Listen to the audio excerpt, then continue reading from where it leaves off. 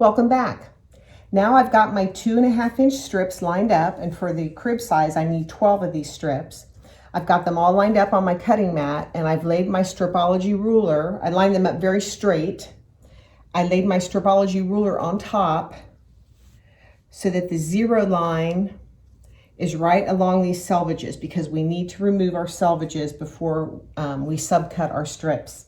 So I've got the 0 lined up right here along the selvage line. And I'm going to take my cutter, my rotary cutter, and I'm going to cut those selvages off.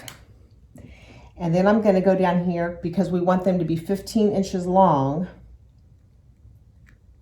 And I'm going to make a cut here also of 15. So 12 strips times 2 gives me the 24 15-inch pieces that I need. So here they are. So there's the strips. And then these are little scrap pieces that we can use for something else. Doesn't our scrap bin always seem to multiply? So that's how we cut our background pieces. So after you cut your background pieces, you want to separate them into 2 equal piles, because half of them are going to go on our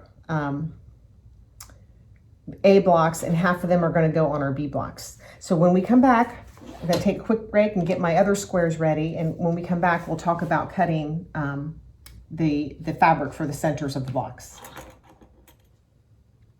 Welcome back.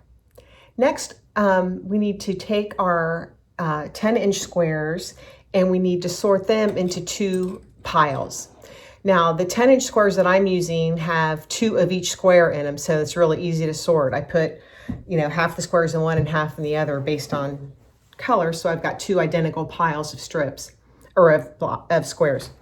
The shop sample that I made that's hanging in the store, I used a layer cake. It was a Tula Pink layer cake, and there were a few repeats, but not all that many. Everything was very different and stuff. So it just depends on what kind of blocks you're doing. If you're making it scrappy, anything goes. So, I mean, that's the beauty of this hobby. We can make it what we want it to be. So you want to take a minute and you want to sort your 10-inch squares into 2 piles. So my quilt requires 24 2-inch squares. So I've got, 2 piles of 12 here in front of me.